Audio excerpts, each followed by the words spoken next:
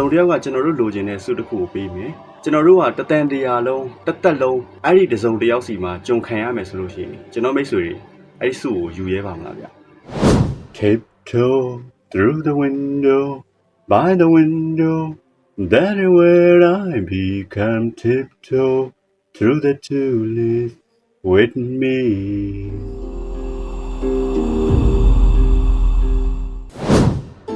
ဒီနေ့ Halloween day ဆိုတော့ Halloween နဲ့ပတ်သက်တာလေးကျွန်တော်နည်းနည်းပြောပြသွားမယ်ဗျပြီးတော့တစ်နှစ်လုံးမှာဒီနေ့ဒီရက်မှာကျွန်တော်တို့စီကိုဆင်းသက်လာပြီးတော့ကျွန်တော်တို့ကို6လမ်းမဲ့မကောင်းဆိုးကားတစ်ကောင်လည်းရှိတယ်အဲ့ဒီမကောင်းဆိုးကားနဲ့ Halloween နဲ့ပတ်သက်တဲ့မကောင်းဆိုးကားတွေအကြောင်းကျွန်တော်ဒီနေ့ပြောပြသွားမယ်အဲ့တော့ဒီဗီဒီယိုလေးဆုံးအောင်ကြည့်ဒီဇင်ဘာလလေးရဲ့စောင်းရာသီအေးချမ်းတဲ့ကာလလေးမှာကျွန်တော်တို့စီကိုထူးခြားအံ့ဩဖွယ်ကောင်းတဲ့ပွဲတော်ကြီးတစ်ခုကတော့မကြခင်ရောက်လာမှာဖြစ်ပါတယ်ဟုတ်ပါတယ် Christmas ပွဲပဲဖြစ်ပါတယ်ဒီ Christmas ကာလမှာကျွန်တော်တို့ပြောနေတဲ့ Santa Claus လို့ခေါ်တဲ့ Christmas ဘဘိုးကြီးနဲ့အတူနောက်ထပ်နတ်ဆိုးတစ်ကောင်လည်းကျွန်တော်တို့စီကိုရောက်လာမှာဖြစ်ပါတယ်ဒီလိုကြီးကျယ်ခမ်းနားတဲ့ Christmas ပွဲတော်နဲ့ပတ်သက်ပြီးတော့ကျွန်တော်တို့မသိသေးတဲ့အချက်တွေအများကြီးရှိသေးတယ်ဆိုတော့ဒီဗီဒီယိုလေးဆုံးအောင်ကြည့်လိုက်မယ်ဆိုရင်သိနိုင်မှာဖြစ်ပါတယ်ဒီတောင်ကုန်းပေါ်ဆင်းလိုက်ရင်မရှိမလဲပေါ့ဗျာတွားပြီးလေးလာနိုင်အောင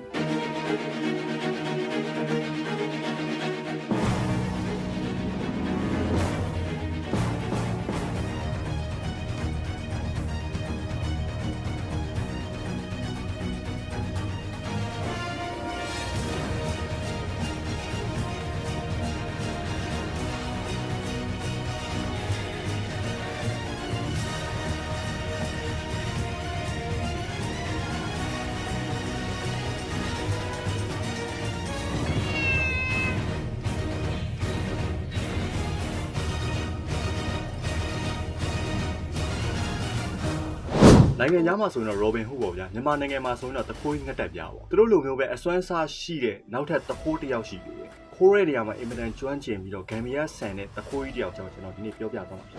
်စိတ်မကြည်သာငိုကြွေးတန်တော်ပြောင်းနေပါမိထီလာအိုလေးကန်တော်အောက်စီကထားကောက်လို့ပြင်ပြပါဟေးကျွန်တော်မိထီလာကန်ကြီးအကြောင်းကိုပြောမယ်ဆိုလို့ရှိရင်ငယ်ဘောကိုပြန်ပြီးတော့တတိယမိရဲ့လူတွေအများကြီးရှိပါပါမိခင်တွေကကိုတားငယ်လေးကိုချော့တဲ့တေးတွေမှာဆိုလို့ရှိရင်အခက်တေးလေးတွေပေါ့နော်အဲ့တေးတွေမှာဆိုမိထီလာကန်နဲ့ပတ်သက်တဲ့အချင်းတွေကအများကြီးရှိခဲ့တယ်ကျွန်တော်တို့ငယ်ငယ်တော့ဆိုလဲဒါအမေတွေကချော့သိပ်ခဲ့တာပဲစိတ်မကြည်သာငိုကြွေးတန်တော်ပြောင်းနေပါမိထီလာအိုလေးကန်တော်အောက်စီက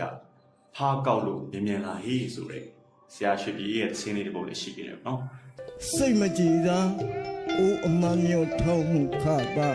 မိထီလာ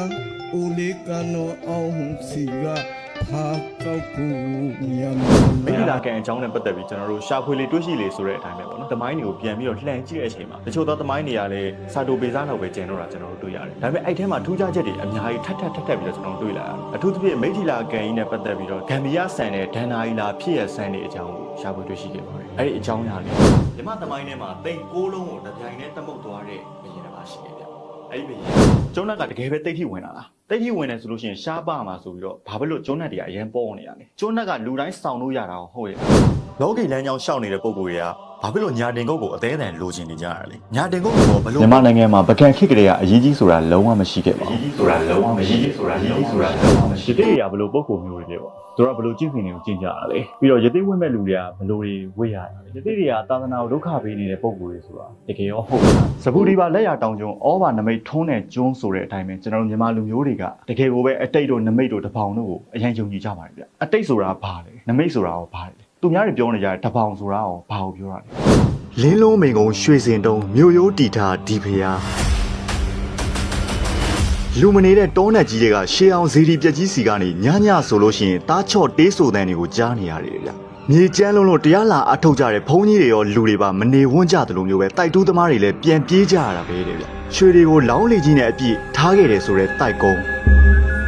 ရာစုနှစ်တစ်ခုမှာအရန်ကိုစီကားခဲ့တဲ့မြို့ရိုးကြီးနဲ့တိုက်ဝုံမြို့တော်ကြီးဖြစ်ခဲ့ပေမဲ့လည်းအခုချိန်မှာတော့ကြောက်စရာကောင်းလောက်အောင်လူသူလေးပါကင်းမဲ့နေပြီးတော့ရွာပြက်ကြီးလိုဖြစ်နေတဲ့ဇီဒီအိုလေးရှိရာသို့ကျွန်တော်ရောက်ခဲ့ပါတယ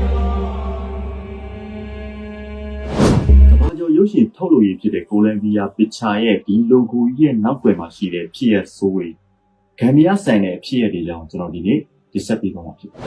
။စောကြီးတွေဆိုတာတကယ်ပဲဒန်နာရီပုံမြင်နေတဲ့လူမျိုးကာမဂုဏ်အာယုန်တွေထဲမှာနင်မျောနေပြီးတော့မေထုံကိစ္စတွေနဲ့အချိန်ကုန်နေတဲ့ပုံကိုကျွန်တော်တို့ဖျားကြော်ဝဲပေးတယ်ဆိုတာမြင်မှုကြမှာပါ။ဒီကြော်ဝဲပေးတယ်ဆိုတဲ့ကိစ္စတွေက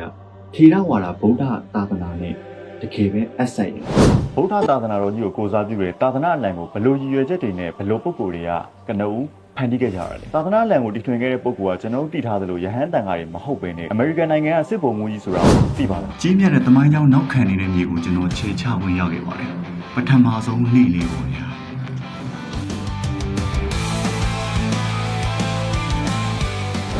စီးပွားရေးသမားတော်တော်များများရဲ့အိမ်မှာမြင်ရတဲ့အစိမ်းလေးရဲ့အဝါအောင်လေးရဲ့အနီအောင်လေးနဲ့အင်မတန်ကိုကြည်ညိုဝဲကောင်းတဲ့ဘုရားတံကိုမြင်မှုကြပါလိမ့်မယ်ဒီဘုရားဦးရှိကိုဘုရားလို့ခေါ်ကြတယ်ဘာကြောင့်ဦးရှိကိုဘုရားလို့ခေါ်ကြရလဲဒီဘုရားရဲ့သမိုင်းအောင်ဘလို့အကြောင်းအရာတွေလဲဘုရားကိုအိမ်မှာတေချာလေးပူဇော်မယ်ဆိုလို့ရှိရင်တကယ်ပဲကျွန်တော်တို့လက်လာပါတွေကျွယ်ဝလာမယ်ဆိုတာအမှန်ပဲလားကျွန်တော်ငငယ်တုန်းကနာမည်ကြီးခဲ့တဲ့လင်ချမ်းရင်နဲ့ပတ်သက်တဲ့တရုတ်တရေကားတွေအရန်ကိုခစ်စားခဲ့ပြီးတော့ကျွန်တော်တို့အသေးဆွဲဖြစ်ခဲ့ရပါတယ် Mr. Vampire ဆိုတဲ့ကားကိုကြည်ပူးတဲ့လူဆိုလို့ရှိရင်ဒီတရုတ်ခုံဆွတရေနဲ့ပတ်သက်ပြီးတော့တော်လေးကိုနှံ့ဆက်မယ်လို့ကျွန်တော်မျှော်လင့်ပါတယ်အဲ့ဒီကားထဲမှာပါတဲ့တရုတ်ခုံဆွတရေတွေအကြောင်းကျွန်တော်ဒီနေ့ပြောပြပေးသွားမှာဖြစ်ပါတယ်ခင်ဗျလူရိုတော်နန်းဆိုလို့ရှိရင်တူတူကိုအနည်းနဲ့များတော့တိနေတောင်မှတိတ်တော့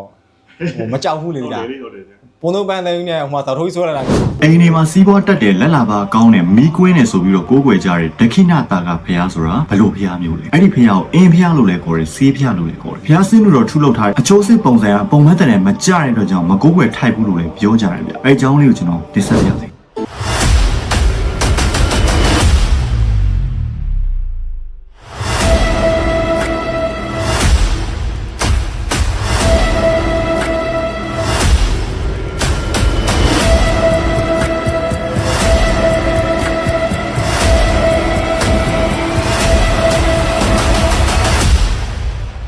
ခေတ်သုံးခေတ်ကိုကြော်လွှားနိုင်ခဲ့တဲ့ဝိဇ္ဇရိုဆရာတော်ကြီးတစ်ပါးရဲ့ထူးဆန်းအံ့ဩဝယ်ကောင်းပြီးတော့စိတ်ဝင်စားဖွယ်ရာအကြောင်းအရာတွေနဲ့ပြည့်နှက်နေတဲ့